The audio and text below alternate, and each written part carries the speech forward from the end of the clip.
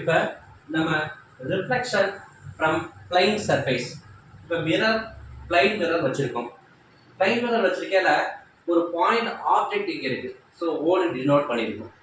அப்போ அந்த object மிரரில் image எப்படி ஃபார்ம் ஆகுது அப்படின்னா, இந்த ஆப்ஜெக்ட் வந்து இந்த இடத்துல இப்படி போகிறதுக்கு ஒரு வாய்ப்பு இருக்குது. போய் இப்படி ரிஃப்ளெக்ட் ஆகும்.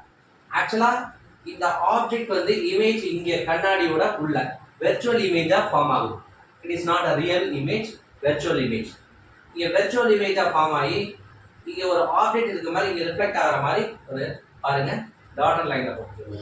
ஸோ இது வெர்ச்சுவல் இமேஜ் கிரியேட் ஆகுது. ஸோ இங்கே இந்த சைடு லைட் விழுது, இப்படி ரிஃப்ளெக்ட் ஆகுது. இதோட வெர்ச்சுவல் ஃபோக்கஸ் வந்து இங்கே இருக்கு. சரிங்களா? அப்போ இந்த பிளைன் மிரர் இமேஜ் இங்கே கிரியேட் ஆகுது.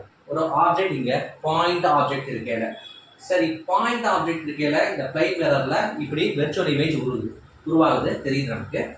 இதே ஒரு எக்ஸ்டெண்டட் ஆப்ஜெக்ட் ஏபின்ற ஒரு எக்ஸ்டெண்டட் ஆப்ஜெக்ட் வெர்டிகல் டிஸ்டன்ஸ் வந்து ஹச் டிஸ்டன்ஸ் இருக்குதுன்னா எவ்வளோ மிரர்ல இருந்து எவ்வளோ தள்ளி இங்கே நிற்கிறாங்க இந்த ஏபிங்கிற அந்த பர்சன் டி டிஸ்டன்ஸ் தள்ளி நிற்கிறாங்க, ஒரு 10 மீட்டர் தள்ளி நிற்கிறாங்க. அப்போ மிரர்ல அதே 10 மீட்டர் தள்ளி உள்ளுக்குள்ள மிரர்ல தெரியும். சரிங்களா? அப்போ மிரர்ல தெரிகிற அந்த இமேஜ் எக்ஸாக்ட் இது என்ன ஹைட் இருக்கோ, இவங்க 100 சென்டிமீட்டர் இருக்கிறாங்கன்னா அதே 100 சென்டிமீட்டர்ல தான் இமேஜ் வெர்ச்சுவல் இமேஜ் தெரியும். ஸோ அப்போ இது ஆப்ஜெக்ட், அப்போ இது இமேஜ். என்ன இமேஜ்? Virtual image. அப்போ ரியல் இமேஜ்ன்றது ரியலா பிசிக்கலா இன்டர்செப்ட் ஆகிற இமேஜ் தான் ரியல் இமேஜ். நார்மலா ப்ரொஜெக்டர்ல ஸ்க்ரீன்ல தெரியும்ல, சினிமால திரையில தெரியுதுல, அதெல்லாம் ரியல் இமேஜ். சரி, கண்ணாடியில தெரியறதெல்லாம் வெர்ச்சுவல் இமேஜ். ஓகே, அப்ப என்ன டிஸ்டன்ஸ்ல ஆப்ஜெக்ட் கண்ணாடியை விட்டு தள்ளி இருக்கோ அவே ஃப்ரம் த மிரர், அதே பிஹைண்ட் த மிரர் அதே சேம் டிஸ்டன்ஸ்ல உள்ள தெரியும். ஸோ என்ன ஹைட் இருக்கோ அதே தெரியும். சரி, ஓகே. அப்ப வந்து மிரர்ல பார்க்கையில நமக்கு சின்ன ஒரு வித்தியாசம் தெரியும். அது என்னது? Laterally inverted. லெஃப்ட் ரைட்டா தெரியும், ரைட் லெஃப்டா தெரியும். அம்மா சிலை கட்டி இருக்கிறாங்கன்னா ஸோ அவங்கள அம்மாவை வந்து நம்ம கண்ணாடியில் நம்ம அம்மாவை பார்க்கும்போது மாற்றி தெரிவாங்க. சின்ன வயசுல பார்த்துருக்கீங்களா? Right, okay. அப்போ லேட்ரலி இன்வெர்டட் அப்படிங்கும் போது இங்கே நம்ம பிங்கிற இமேஜ் இருந்துச்சுன்னா கியூங்கிற வெர்ச்சுவல் இமேஜ் எப்படி தெரியுது பாருங்க. கியூ மாதிரி தெரியுது, ஆக்சுவலாக பி தான். லெஃப்ட் ரைட்டா தெரியுது, ரைட் லெஃப்டா தெரியுது. சரிங்களா? இப்போ இந்த ஆஸ்பெக்டை நம்ம டெக்னிக்கலா என்ன சொல்லுவோம்? லேட்ரலி இன்வெர்டட் சொல்லுவோம். சரி, ஓகே. இப்போ கண்ணாடியை நோக்கி நான் இந்த புள்ளி பாயிண்ட் வந்து ஓடுது, ஒரு வேகத்துல போகுது. என்ன வேகம்? யூ வேகத்துல. அப்ப இமேஜ் வந்து கண்ணாடி அதே வேகத்துல உள்நோக்கி வருது. ஸோ அப்ப என்னைய நோக்கி இமேஜ் வருது, நான் கண்ணாடி நோக்கி போறேன். ஸோ அப்ப நான் கண்ணாடி நோக்கி ஓடும் போது என்னுடைய பிம்பம் வந்து என்ன நோக்கி ஓடி வரும். ஸோ அப்ப ரெண்டுமே ஒரே ஸ்பீட்ல இருக்குன்னு சொல்றாங்க. சரிங்களா? அப்ப கண்ணாடியில வந்து டி டிஸ்டன்ஸ் நிற்கும் போது என்னோட இமேஜ் வந்து டி டிஸ்டன்ஸ் தள்ளி உள்ள இருக்கும், பிஹைண்ட் த மிரர்ல இருக்கும்.